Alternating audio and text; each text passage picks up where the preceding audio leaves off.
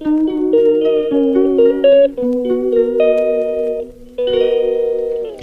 mga Omega. So nag-grocery na naman tayo ngayon. Happy Saturday. So ngayon, hindi ako nakapag-merienda. Alam nyo guys, yung paborito ko talagang merienda sa 7-Eleven is sandwich toasted. So, merienda muna tayo habang mainit pa. Ito guys, may mga toasted sandwich sa 7-Eleven. So, ito talagang paborito kong merienda. Ito. May isa pang flavor. Classic flavor to. May cheese, may basta iba-ibang klaseng pagkain sa mga bread sa toasted. Kasi kung hindi ito toasted mga Omega, hindi masarap, basang-basa. Ngayon, toasted na siya. Doon kasi sa katabi ng office na 7-Eleven, nasira yung toasted nila. Ay, hindi ako nakabili ng mga merienda. Pero kung okay yung toasted nila, so bibili talaga ako ng nila. Itong bread. Paborito ko pagkain ng 7-Eleven.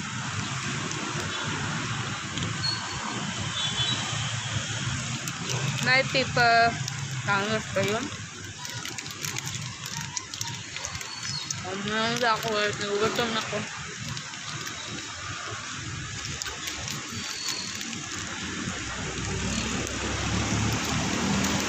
Habang mainit pa. Kaya mo na ako. Galing ako na SM Tongko. E-bike ako. Dahil may hinanap akong wallet. Then nasira na yung wallet ko. Pumili ako. Tapos pumunta ako ng ukay-ukay. Wala naman lang bagong display. Hindi ako nakabili para kay tatay. Ang sa akin lang, isang chest lang. Pinadadalhin ko. Yun na lang. Hindi talaga ako mahilig bumili ng mga damit sa SM. Kasi nga, hindi naman sa ibig sabihin na mahal. May mga mura naman sa SM.